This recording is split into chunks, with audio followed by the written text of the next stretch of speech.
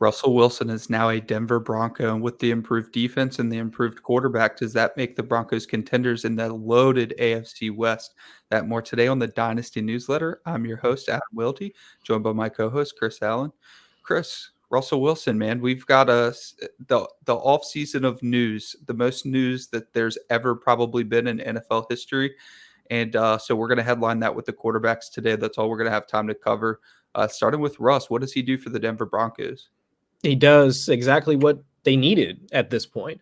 Teddy provided enough stability at the position so that they were able to get by, right? Because they wanted him to essentially be like the in-game manager, the one that could distribute the ball as needed, not make a ton of mistakes, but if the offensive line holds up, he could do his job. And he did that for the first, let's say, 6-ish weeks of the season, where he was even viable as a fantasy starter for a certain period of time. But after injuries started taking over and the offensive line started breaking down and essentially things didn't break their way, that's where you see the old Teddy come back. The Teddy that's still incapable of adjusting while under pressure, skittish in the pocket, like once things start to break down. And that's where we saw things kind of break down, like for the entire offense and just Teddy in general. And so Russ, I think, provides not just the ability to be a stable at that position, but he's also an elevator.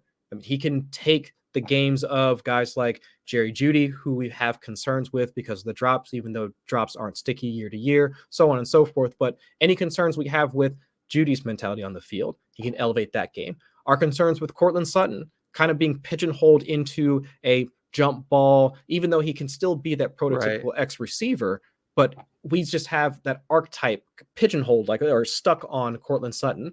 But we all know that Russell Wilson's deep ball is one of the best in the league when he's at his game. So it's just he elevates his game. Exactly. I mean, it almost looks like whenever he throws some of those passes, the football just jumps like straight up in the air, not like an arc, but it's just like straight up in the air and just drops into a bucket. It's a pretty pass if you can catch it all. But Russ is one of those quarterbacks where, like, when he throws one of those moon balls, you just know it's going to be something good. Yeah. Tyler Lockett normally on the other end. Yeah, Tyler Lockett's going to do something crazy in the end zone, right? I remember feeling that way with RG3 in his rookie year. I used to be a Washington fan at that time, and I remember watching RG3 just chuck it, and he had such a beautiful deep ball that you just knew something good was going to be at the other end. That's what Russ is bringing. Yeah, it's like him. It's Vic. It was like any of those types of passers where the moment the ball left their hand, you almost you inhale real quick because you're waiting to see what happens on the other end. And I still remember, like, folks will still post that pic of Michael Vick playing against I think it was against Washington, if I'm remembering correctly. If it like the very first play of the game, where he had like 40, 50 points or fantasy points that evening, where the first play of the game was he throws that deep ball to Deshaun Jackson. And it's just like, that was the same type of passes that you get from Russ. But I think all of the Denver pieces now become exciting to draft, whether from Jeudy to Sutton to Tim Patrick, Albert O, whatever we want to think about the running backs, because there's still a chance that Melvin Gordon can stay with the squad. So it's just, or get re-signed rather, since he still needs a contract to come back. But all of that now makes the Denver Broncos intriguing, even though they are in one of the tougher divisions in the AFC, in an arms race that we've seen the Chargers load up, the Chiefs retooling. I'm not saying that they're completely behind the 8 ball at this point, but we do have some concerns with what their offense is going to look like. And even the Raiders trying to get in the game and see if they can make a vying spot, because wilder things have happened after we had 2 number 4 seeds wind up in the Super Bowl last year. So there's a chance that Russell Wilson brings all that to the table. So I'm excited to see what happens with him in his second chapter outside of Seattle. And I think it's a good spot for him, not just from a football sense and not even from a financial or contractual sense, but what lies ahead of him with the core of young pass catchers that he has in front of him. And if we're talking about the same Deshaun Jackson play, that week leading up into the game, Deshaun Jackson was talking a bunch of trash, and LaRon Landry had one of the hardest comments ever. It was something along the lines of something like "I'll see you on Sunday," that type of thing. But as a Washington fan, I'm like, oh my goodness, LaRon Landry's gonna truck Deshaun Jackson. First play of the game, touchdown. Trashed them all week, and then first play of the game, smoked them. So back to Russell Wilson. Let's talk about those pass catchers you just mentioned for a second, because they only lost Noah Fant in that deal. A lot of people were speculating that they were going to lose Jerry Jeudy. Not so much Courtland Sutton because he was just coming off injury and signed a new contract, so he seemed pretty safe. Tim Patrick just signed a new contract as well, so they signed Tim Patrick before signing Courtland Sutton, and everybody kind of freaked out about that, right? So now we have a fantastic core with Russell Wilson, and Russell Wilson's not that old. He could have a whole second half of his career ahead of him. One of those careers where it's like his first half was a Hall of Fame career and his second half was a Hall of Fame career, right? So Yeah. now we've got, like you mentioned, Courtland Sutton could have a big resurgence as the wide receiver one in the offense. A lot of people speculated that Jerry Jeudy was going to take that role when he was drafted, obviously drafted higher than Courtland Sutton. And then Noah Fant was expected to take on a big role in that offense, and he just never did. Noah Fant could never really get healthy. So I'm sorry, I'm terrible with names, so I don't even try to say Alberto's last name. Now Alberto is getting speculation as the wide receiver tight end hybrid kind of thing, which is it's a little strange because they kind of need him to be more of a fundamental blocker as well as a fantastic pass catcher just because of their lack of depth at the position. But anyways, he steps into the role and it's like nothing ever happened, right? With that offense, Noah Fant leaves. Alberto seemed to be more of the starter by the end of last year, anyways. And I've got faith in Noah Fant going to Seattle. It's just I don't have faith in any of their quarterbacks that they might put in a position to play with Noah Fant because they don't value the quarterback position enough. Russell Wilson was a third-round pick, and then Pete Carroll's been able to ride those coattails for the last however many years. Now, Pete Carroll's put together some great defenses. He's ran a great organization, but without Russell Wilson, to his own admittance, he'd have probably been fired by now. And we're going to see that kind of play out ahead of us because if they are just going to let Drew Lock be the quarterback and say we don't need a quarterback because we've got Rashad Penny re-signed, we've got Chris Carson, we're just going to pound the rock and play defense. Well, you don't have the Legion of Boom anymore, and it's going to be very evident that you needed Russell Wilson. So we're going to kind of see how that – you remember when Tom Brady left and it was like, was it Bill Belichick or was it Tom Brady? Now it's going to be, well, Russell Wilson left. Were you right to not, quote unquote, let him cook?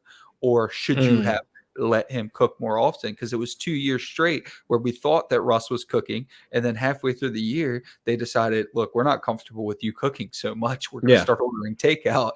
And it just last year was injury. The year before that, it was just the reins got pulled back. I mean, Tyler Lockett was like wide receiver 2 or 3 on the whole year 2 years ago in the first half of the season. And then it was like a totally different offense. So we'll see if Russ brings that to the Denver Broncos. That's not exactly the type of offense that they like to run. As you alluded to, they'd like to bring Melvin Gordon back. And honestly, why wouldn't they bring Melvin Gordon back? They're going to get him for cheap. And we talked about it, I think, last week, that if you have 2 running backs that are productive, you're doing the right thing in today's NFL. You cannot have just one productive running back any longer because when he goes down, a big chunk of your offense is lost. So you definitely want to bring Melvin Gordon back. Just because we want Javonte to be a workhorse, just because we know that he's a fantastic running back, does not mean that's the best thing for the Broncos to do, and that does not mean that's what they will do. So we'll probably get another year with Melvin Gordon and Javonte. Yeah, I think so. And if you think about just how the new coaching staff wants to try and situate this offense, it makes absolute sense. Nathaniel Hackett coming over from working with Matt LaFleur in Green Bay. I mean, look at what their running back situation looked like. They had an older, well, I'd say older, but I mean, Aaron Jones is an older vet at this point. Sure. But they had Aaron Jones with A.J. Dillon working right behind him. I mean, they could do the same thing now with Javonte Williams and Melvin Gordon, where you have your running back that's more efficient as a pass catcher, and then you can have your other running back that's more efficient as a runner, which they have between those two. So I could totally see a situation where they bring him back on a deal, continue to keep Javonte Williams fresh, allow him to continue to craft his game, even though from a efficiency perspective, a power perspective in terms of missed tackles forced, and even a pass catching standpoint, like all of the traits to his game are at the level that we want for fantasy purposes. He could probably still work on his pass blocking a little bit more. But otherwise, from a tactical perspective, it makes sense for them to try and keep that sort of 2-back rotation because behind him, what are our expectations? I think Mike Boone is still there, but it's just we can't expect that same level of production or the same level of the team not tipping their hand once they take Javonte off the field and then Mike Boone on the field as they would if they rotate Javonte and Melvin Gordon. So it makes all the sense in the world for them to do that, and allows them to continue to run the offense in a similar manner too. If you think about how Green Bay was running their offense from a passing perspective, like while it was fairly slow paced, they were still taking shots downfield. I mean, Aaron Rodgers, his deep ball rate was top 12. Early down passing in neutral situations, also top 12. I mean, so it fits to what kind of Russ wants to do in terms of the let Russ cook ethos.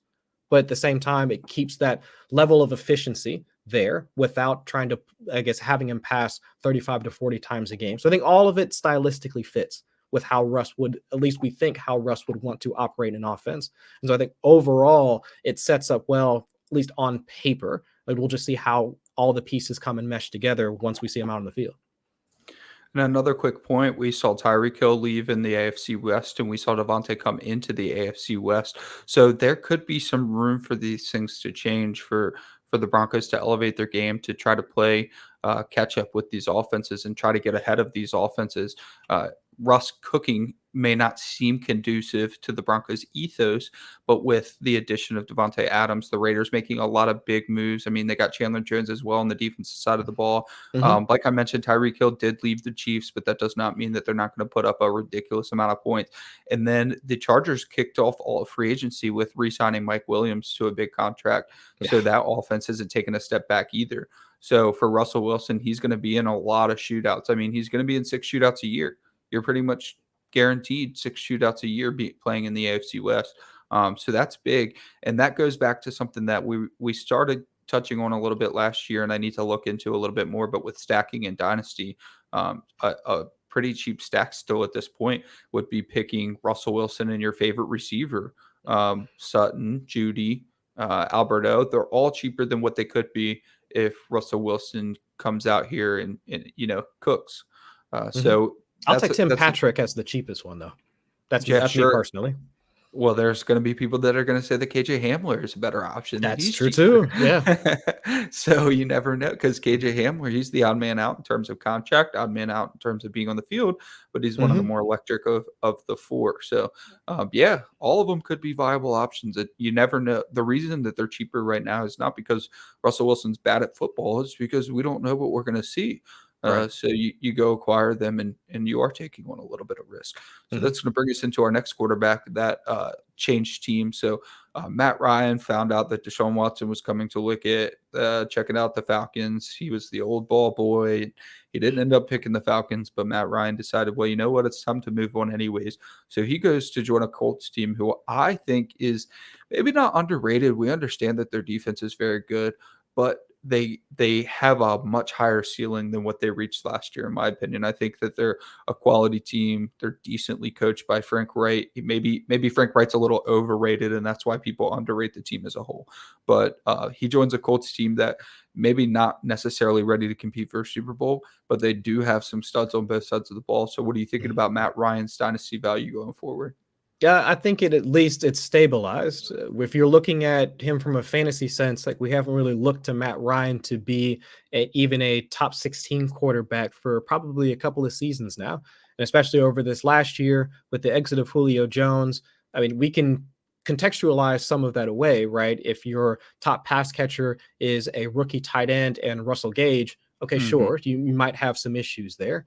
So I get it. But the move for the Colts seems very Phillip Rivers-esque. I mean, if you think about what their thought process was in bringing him in for the 2020 season, it was, we need somebody to, essentially be an in-game manager, but that can at least help us win games. I mean, look at their division as it currently stands. They could get past Jacksonville because they're still, they're handing out multi-million-dollar contracts to slot receivers at this point. So I can at least assume that they're a year away from being a year away. Look at what the Texans are doing right now. While I am somewhat excited for seeing Davis Mills like in another year, that team is still a while away. So I think from a division standpoint, it's really them and the Titans. So if they can at least be competitive, which they were at least in points last year. It really came down to the last 2 weeks and that loss to the Jaguars that sealed the deal. And even when they were, when they had Phillip Rivers under center, they had 11 wins, if I'm remembering correctly, with Phillip Rivers. So there's a chance that Matt Ryan can fulfill that role with less volatility, which is what they want. They want to be able to have a quarterback that will play within the system, stay behind that offensive line, use the weapons that they have, and let the defense handle most of the load, or at least, a decent chunk of it. And I think that's what Matt Ryan can offer, because at this point in his career, he's not a talent elevator. It's not like we can just assume that Michael Pittman, where he's currently at, wherever you have him in your ranks, you're going to move him up like 5-6 spots. Like, that's not the case. That's just a steady Eddie type of production, and at the very least stabilizes from Michael Pittman to Naheem Hines, since he has targeted running backs quite a bit throughout his career. And then, of course, my guy, that Maxion, Mo Alley Cox. That at least provides some value to each of those guys. But overall, I think it's just more of I'm glad they got that the Colts got Matt Ryan versus if they had wound up trying to sign or trade for Baker Mayfield. So I think it's a little bit better than the Phillip Rivers thing, because Phillip Rivers, they did sign him to a 2-year deal, and they said after he retired, well, it's unfortunate. We were expecting him for 2 years. That's what we agreed on. Yeah. He changed his mind. He probably got tired of all the driving around the 14 kids back and forth. But so Phillip Rivers decided to retire allegedly a year early. So they did want to do a 2-year thing there. I think they could get more than 2 years out of Matt Ryan, just because if Matt Ryan was staying with the Falcons and the Deshaun Watson coming to visit never happened, then I'm not surprised that Matt Ryan plays till 40, 41. So I could see 5 more years with the Colts or something like that, or maybe not with the Colts, but 5 more years in the NFL. And he's still playing starter caliber football. I mean, so I was prepping for the show today, and I was thinking, so what do the Colts do with Matt Ryan last year? Well, they only needed to beat a beatable Raiders team that had an interim head coach, or the Jaguars, who were by far the worst team in the NFL. And they managed to lose both, and a lot of that was Carson Wentz. So while Carson Wentz played okay football at times to get him into the position where they only needed to win one of those 2 games, he's a big reason that they lost those 2 games. He is the reason. Not a big, the reason. I didn't want to say because it's not absolute when you get into the butterfly effect, but a very, very big reason that they lost those football games. So Matt Ryan on that team last year, they almost definitely make the playoffs, right? So then we're talking about how much worse were the Colts than the Bengals entering the playoffs last year. So the Bengals just got hot at a really, really good time, and they rode that all the way to the Super Bowl. The Colts wouldn't have been that far off in terms of talent from the Bengals this past season had they had at least competence at the quarterback position. So I would say Matt Ryan's a little bit of an upgrade. It's just he's a huge upgrade from Carson Wentz, but in terms of dynasty values of these offensive weapons, he's a little bit of an upgrade. It's just tough because he might be another 1-year Band-Aid, and he might play for 5 more seasons. If I knew Matt Ryan was playing for 5 more seasons, it's a huge boost to Michael Pittman's rookie contract, probably gets him another contract with the Colts. And then that's big. I like to see my wide receivers get contracts with the same team again and develop in that way, because so much changes when you start over with a new team. So I talk about that a lot. Free agency is not my friend. I don't think free agency works out as often as we would like it to, even when it's changed to a perceived better situation. So Michael Pittman could, play out the rest of his rookie contract, get a big contract with the Colts, become Matt Ryan's main guy for the rest of his 5 years. However, they probably end up adding somebody in the draft, because T.Y. Hilton might not even come back. He got signed to a 1-year, $10 million deal, and I haven't heard him get any contract buzz yet. Now, Julio Jones is still out there, but that's a 6-game kind of little boost if you bring Julio in. Like, I'm not saying don't bring Julio in to play with Matt Ryan for the Colts. I do think he can help his team, especially just having Julio Jones in your locker room is a huge help. So I'm not saying that's a bad option for them, but it doesn't do anything for fantasy. Doesn't do anything for Julio, except for he's technically going to score more points than 0. I wouldn't knock Michael Pittman. So I think they have to draft a wide receiver in this loaded class. We were talking about the other day, there might be 7 rookie wide receivers. There's definitely going to be 5. Nobody has mocks that don't have 5. I got to look up. Yeah, 5 for sure. But maybe 7. So they have to snag at least one of those wide receivers, and then we're going to have this conversation all over again, right? So maybe a boost to Matt Ryan after the draft, maybe a hit to Michael Pittman after the draft for now. I don't think it did anything to Michael Pittman. I think he's still a reasonable buy, regardless of Matt Ryan. Just think his value never reached his potential because he couldn't produce at the end of last year. Carson Wentz was just so bad to finish the season last year that nobody could produce around him. Naheem Hines became non-existent. Naheem Hines is a great target to go out and get. Unfortunately, I don't remember the Colts beat reporter, or it might not have even been the Colts beat reporter, but the beat reporter that said, by the way, go get Naheem Hines in fantasy. Gosh, I'll remember. It wasn't who Stephen tweeted Holder, that, was it? It might have been. It might have been. Why, you don't trust him? Oh no, I trust him for the news. I haven't seen him comment on fantasy stuff. That's all. Yeah, I'm almost certain it was. So anyways, somebody I will remember and check back of relevance tweeted today. Better go grab Naheem Hines in fantasy, but that's more alluding to the Matt Ryan throwing to the running back thing, and Carson Wentz made Naheem Hines non-existent last year, which should never be. Even when Jonathan Taylor is producing, you shouldn't have a non-existent Naheem Hines. You should just get them both on the field at the same time, especially when you're rolling out T.Y. Hilton and Zach Pascal. You should probably get some Naheem Hines on the field. Right. So little bit. They don't have Pascal now. Right. You're right.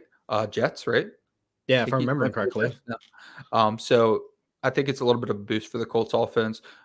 Not anyone I'm targeting aggressively besides I was already targeting Michael Pittman, and now you're probably going to get Michael Pittman for the same value, but you can at least guarantee competent quarterback play for him rather than what you've been getting out of Carson Wentz. So do you have more to comment on the Matt Ryan deal? No. I think the last thing I'll say is that I think from a contractual standpoint, it made sense for Atlanta to move on at this point. I mean, his cap hit was supposed to be, I think, like close, like 26, 27 million, which compared to some of the other quarterbacks in the league, it's not crazy. But given the other, like the other holes like on their team, because what other building blocks do they really have? It's Kyle Pitts and AJ Terrell. That's what they've got. And they still needed some flexibility in order to really start to rebuild this roster. So that's really kind of where they found themselves at. I honestly think they should have moved on from him last year and instead of taking Pitts, they should have just taken Fields, and we would be having this conversation at all. But I think at this point, with them being able to recoup, we can start to see them kind of reshape this entire offense. And I'm assuming they'll wind up taking on a quarterback like in next year's draft. And you probably would have got a higher pick for him if you would have traded him last year too, I'd imagine, in all honesty, because he had a terrible season last season. Now he's 36, which is a big number for a quarterback. And then we might have seen that Ryan on the Colts last year, and then we wouldn't have had to have this conversation at all because he would have been there last year. They would have made the playoffs, and then we might have had Super Bowl Colts. Yeah, could have been. Yeah. So sorry, Darius Leonard, you're on to another one. But that sent ripple effects around the league, and now we're talking about Carson Wentz going to the Washington Commanders on I believe it's just a 1-year deal, but Rivera is saying that he believes he could be a long-term option, which Ron Rivera, as much as I love the guy, he's what is it, a supreme optimist? What's the term? He's very optimistic. Yeah. And every coach that coaches Carson Wentz talks about how he played at an MVP level, and like playing half a season at an MVP level just guarantees you a starting job forever, I guess. You don't have to win it. You don't even have to receive a vote. You just have to be in the conversation one time. And every coach is going to say, look, we look back at the tape. In 2019, he was playing at an MVP level, and we think we can get that out of him. Well, yeah, that's what Frank Reich said last year, and what happened. He certainly did not get – and that's the dude who was coaching him to the MVP level. So you're telling me the dude who was helping him be an MVP caliber quarterback could not get it out of him any longer, but you're gonna. So I don't know who – it doesn't really help. I don't think that the numbers changed at all for their Super Bowl odds between Taylor Heineke and Carson Wentz, actually. So I don't think so. I'm sorry, Super Bowl odds aren't even worth talking about. Their wins, losses. I don't think that he added any wins to Taylor Heineke, maybe one. So I guess my point is, can you give anyone a value boost in Dynasty in Washington because of Carson Wentz coming over? Terry McLaurin. That's about it. Yeah, I guess. Because if you want to, I'd say for all of his faults, Wentz being willing to throw the ball deep, and I'd say most of the time we can talk about his deep ball accuracy and whatever. I mean, doesn't hold a candle to like any of the other quarterbacks we've discussed so far, but at least that gives McLaurin the ability to achieve some of the numbers that we've been wanting from him, because any of the quarterbacks that he's played with previously, they haven't been able to do it, or at least haven't been able to do it consistently in order to see those wide receiver one numbers out of them, or at least get him to top 24. So I think now with Wentz, while it creates a more volatile player at the position, and we saw Michael Pittman catch a number of those deep balls last year from Carson Wentz, and we've seen it even before when Wentz was in Philly. I mean, heck, he was like chucking him downfield to Travis Fulgham, Alshon Jeffrey. And so it's entirely possible that McLaurin becomes like that guy for him. It's just how often will that happen is really the case. Like how much is Ron Rivera going to try and rein that in until Carson goes back to being himself? But I think that at least at the very least, that's the type of quarterback, like almost that Fitzpatrick-esque like type of thing that we need, that we want for fantasy purposes, not for real football purposes. That's what Wentz provides. So I think at the very least, like McLaurin is the one that benefits the most between him and Logan Thomas, since Thomas doesn't have to deal with Ricky Seals-Jones as a competition at the tight end targets. Yeah.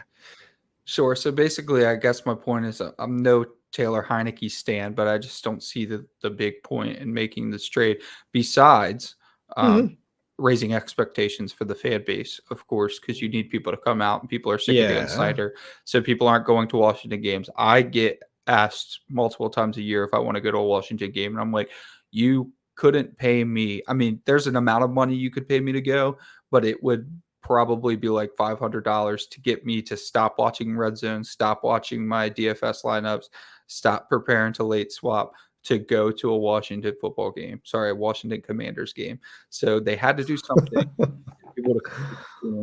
And that's what they did. They got Carson Wentz, who's hopefully he's just a cheap Band-Aid and they don't think that they're going to do this for 3-4 years with him. I guess you're technically right. It could be a boost for Terry McLaurin because Carson Wentz will just chuck the ball and Terry McLaurin should get more volume than he was receiving before. Carson Wentz will just lock on a receiver and pepper that guy with targets. And that shouldn't be very difficult because there's no one else to target. I mean, hopefully De'Ami Brown gets it together. Yeah. Didn't have a promising rookie season, and maybe that's the combination of Taylor Heineke, Alex Smith, etc. But maybe he's just, I mean, he was a third-round pick, so there's no guarantee that he's going to be useful in the future. Logan Thomas could get, I guess, technically a little bump just because, like we said, a little bit better of a quarterback, so maybe slight bump. He did get a new contract. He does not have Ricky Seals-Jones as competition anymore. He's just a little old to be super to care about. I guess if you're a win now mode and you're just a tight end away and a lot of savvy owners just are like, I'm going to figure out tight end last. And it's super easy to go get Dawson Knox for cheap and end up getting something out of him, or go get Robert Tonyan and get something out of him. So I guess Logan Thomas could be a cheap addition for your dynasty roster if you're trying to compete this season. But that's something I would keep in my back pocket. And it's like, wow, this roster's stacked and I need to set a lineup next week. We're gonna have a tight end. Yeah. Yep. Then you take Logan Thomas out of your back pocket, send over a third or whatever, and get you a decent tight end out of it. Sure. Running back, I guess we should talk about the running back position a little bit because we did mention that Carson Wentz made Nyheim Hines essentially obsolete to finish the year last year. Well, then we had that really weird J.D. McKissick thing where he was officially a Buffalo Bill. And then I found it so funny when they interviewed him about what happened. Well, one, he basically placed most of the blame on his agent. And I guess I shouldn't say blame. It wasn't really anything negative, but something got worked out between Washington and his agent, and McKissick already lived there, family there, whatever. He's like, yeah, of course, if y'all worked it out, I'll stay in Washington. And he says, I was a Buffalo, and then I talked to my agent, and I'm like, they're the Buffalo Bills, JD. The Buffalo Bills. They're not Yeah, I Buffaloes. saw They're the that. Yeah. Buffalo. So, anyways, JD McKissick ends up coming back to stay with Washington, and now he's playing with Carson Wentz, who's just not going to really target the running back as often as he should. He might try to throw a left-handed shovel pass to him, but it's going to get intercepted anyways. So it's going to be really difficult too. We were getting fantasy running back 1 weeks out of JD McKissick last year. So now it gets into the weeds a little because JD McKissick came back and it seems like a negative for Gibson. So we had Gibson RB1 season for like 12 hours, and then McKissick comes back and that fire fizzles out, but we Right. get Carson Wentz there. So do we look at JD McKissick as a smokescreen and acquire Antonio Gibson right now while people are down and thinking, oh no, Antonio Gibson running back 1 season's never going to happen now? Do we look at that and say, well, I don't think Wentz is going to throw to McKissick anyways, so why don't I just pretend McKissick doesn't exist and go acquire Antonio Gibson at this point? I guess my problem is, what is this offense supposed to look like in 23? Like, can you give me any sort? I mean, can anybody paint a picture of Gibson's situation changing in 23? Even with, like, regardless of if JD McKissick is there or not, what's their quarterback situation going to look like? Isn't Terry McLaurin, like, isn't he supposed to be up for a new deal like here within the next like years is 2? So it's like, are like with the wide receivers now making waves and them trying to maximize their monetary value, could Terry McLaurin be on the move next year too? It's just that entire offense can be in flux next year, especially with Carson Wentz under center. So I don't know. It's difficult for me to want to invest in either of the two at this point. It's easier to say JD McKissick would be the one to go out and buy because he's the cheaper one, and you can tell yourself a story of Ron Rivera wanting to essentially sit him down, by him, I mean Carson Wentz, and being, all right, this is the offense, this is the scheme, you work within it, or else this is your last chance of being a quarterback in the NFL. If you want to be like Baker Mayfield, continue playing the way that you play, and you'll never play football again. That could be the story that could be the narrative that you try and tell yourself in order to say that, okay, well, he has to use JD McKissick, because he has to cut down the turnovers. He has to cut out on the erratic throwing, or the dangerous throwing that he was doing over the past couple of seasons that got him out of Philly and also Indianapolis. So I can see like where the value comes, but that doesn't scream long-term value for me. So it's difficult for me to buy into both of them at this point. Yeah, it's my job to talk about dynasty values, but I would prefer to just avoid Washington Commanders in general if I could. I mean, you shouldn't avoid anybody for a certain price, but it's just tough to invest in that organization at any point. So I'm going to get into some quick hitters, and then we obviously have to finish off with the big one. So let's talk about, so Baker hasn't moved on yet, but he's going to, right? Because Watson came, played for Cleveland. Baker's going to move on. Stefanski says, obviously, we would like to have something done. It's not done yet. We'll get it figured out. Jimmy Garoppolo didn't get traded, and that was kind of weird for everybody. And, of course, nobody wanted to admit that maybe Jimmy could start another year over Trey Lance, and that just ruins everything for everybody in terms of Trey Lance value. Yeah. But we find out that Jimmy Garoppolo did have a heated up market, apparently. Of course, that's according to John Lynch, so who knows, but did have a apparent heated up market, and then they found out that he needed surprise shoulder surgery on his throwing shoulder. So he should be ready for July to start throwing.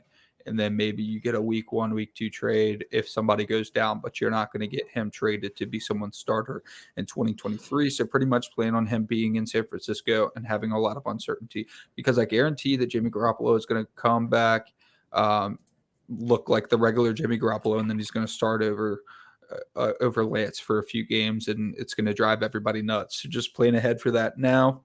And then hit on Teddy Bridgewater really quickly, because that's interesting that Teddy Bridgewater got brought over to play for the Dolphins. So Tua's been getting a lot of love, but that doesn't mean that he's going to produce in year 3, right? So just just as a contingency, they brought in Teddy, a high-level backup that could definitely start. I mean, Tua was getting pulled out for Fitzpatrick at times, so I could see Teddy Bridgewater playing equal or better ball than Ryan Fitzpatrick was playing.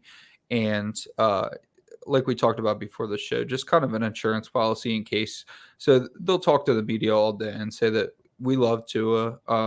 Sure. We like what we've seen out of him. This is going to be his first fully healthy season, first regular off season that he was healthy for, and we're ready to rock and roll. But then you sign Teddy Bridgewater, and it's like in the background, it's like, all right, well, we're not going to, especially with that San Francisco offense coming over, they don't necessarily need a great quarterback. It'd be nice to have a really good quarterback, but they'll win ball games with Teddy Bridgewater for sure. So if Tua is negatively impacting games, they're just going to throw Teddy in there and say, look, man, just hand the ball off. We brought in 3 running backs for you. Just get the job done. 2 fullbacks, 3 running backs, give them the ball.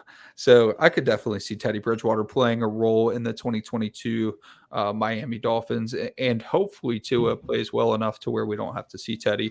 But let's get your thoughts on Teddy Bridgewater and then hit on the hot topic of the NFL to close us out.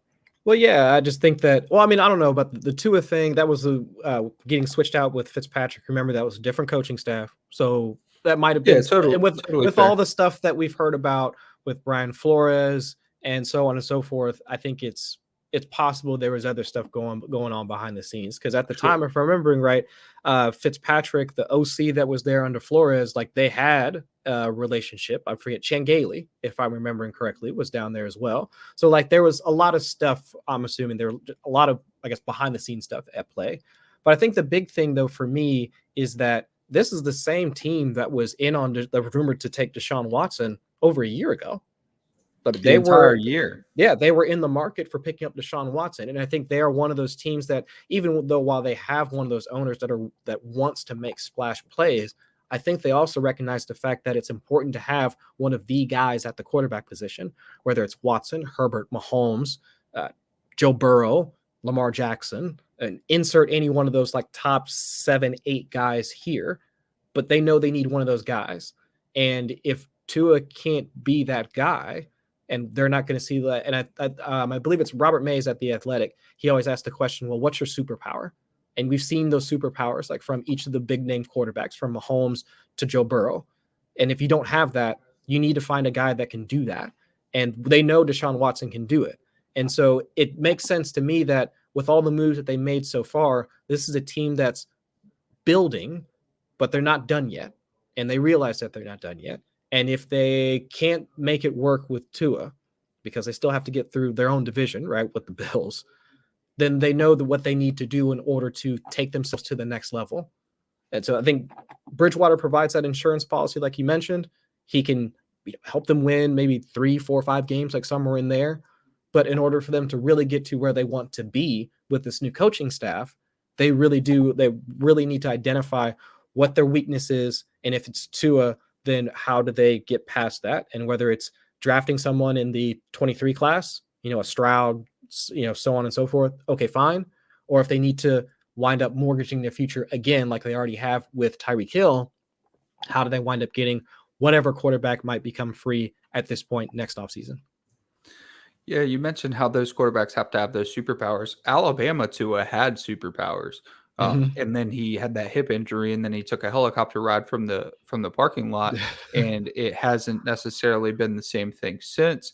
So if you want to tell the story that it was the hip, fine. But if it's not the hip and Tua's completely healthy, then there are other pictures that you can paint for what have happened in that organization over the past couple of years. And you provided great context to the point that I made. That whole organization could have had turmoil over the past few seasons. And Tua's actually handled all the turmoil very, very well. So we could see a ceiling out of Tua. And bringing over Tyreek Hill has increased Tua's value quite a bit. So it's kind of like, if he is really good, his value can't go up too much because he just had a huge value bump from Tyreek Hill coming over, like pretty big. I mean, some trades that have been made for Tua over the past week are not quite double, but maybe 1.5 times as much as he would have cost to acquire prior to Tyreek Hill going over there. So maybe his value jumped a little bit too much. So if good Tua does show up, it's going to be hard to acquire him for something fair. However, we could definitely still see good Tua. I don't think that it's fair to say that the jury's out on him because, like I said, if he's bad because the hip has just never been right, that's fine. Ruining your hip is going to affect anybody forever. But if he's completely healthy, there's no reason we shouldn't see superhero Tua. I mean, we were talking about tank for Tua. We were talking about him in the same breath as Trevor Lawrence. Heck, I mean, Tua was technically a far superior prospect than Joe Burrow. Joe Burrow just happened to have the one best NCAA year ever. But throughout their collegiate careers, you would have said that Tua was Joe Burrow's ceiling, right? So these quarterbacks that we're really excited about Tua should be up to par with them. And if he's not, and it's because of the hip, fine. If he's not, and just, I don't know, Sam Darnold's supposed to be good too, right? So who knows? But I just want to leave it open for everybody. If you do believe Tua can get back to having those superpowers, time to acquire him is now, even if with the value bump from Tyreek Hill, because he could still be very good. It's going to take us to closing out with the last conversation, the tough conversation that we all have to have. Deshaun Watson, he was cleared with his criminal charges, but he is still facing 22 allegations of sexual assault. 2 allegations of sexual assault, 20 of sexual harassment. I believe that is correct. So he is under very serious charges, and it's very difficult to talk about his fantasy implications without knowing what his future is going to hold, especially being the type of human he's being accused of being. So we are paid to talk about that. So that's what we're going to do. We will talk about how this impacts the team a little bit, but we can't do a whole show on something when we don't even know. Like, I don't know if he's getting 8 games. I don't know if he's getting 10 games. I don't know if he's getting a whole season. I know that the Browns, what was his first year's contract, $1 million or something like that? Base salary, $1 million, yep. So he doesn't lose a lot of money when he's missing games when the suspension comes through. Like, this is the NFL we watch, guys. I mean, enjoy the football, but just know this is the NFL that you watch. And they know the suspension is coming down the line. They can't be oblivious to it.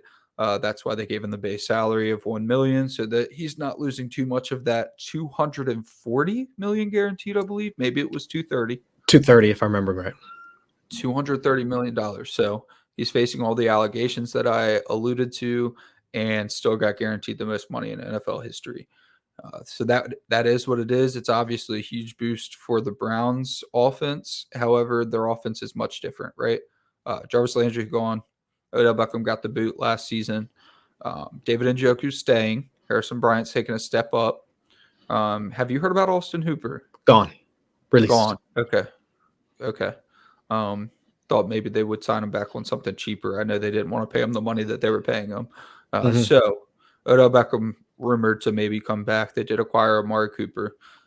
Big boost to Amari Cooper after he took a nosedive. After that 5th was traded for him, a lot of people weren't interested in Amari Cooper anymore in Dynasty, and that flipped really quickly with Deshaun Watson coming to play football with him. But again, if we don't see Deshaun Watson this year, that's going to put Amari Cooper at 29, and that gets tough for a wide receiver. So don't plan on investing in Amari Cooper right now, expecting any value gains, maybe ever. Even though his situation improved, probably won't play much with Deshaun Watson this year. And next year he's just going to be older. So what do you have on this Deshaun Watson heading to the Cleveland Browns offense?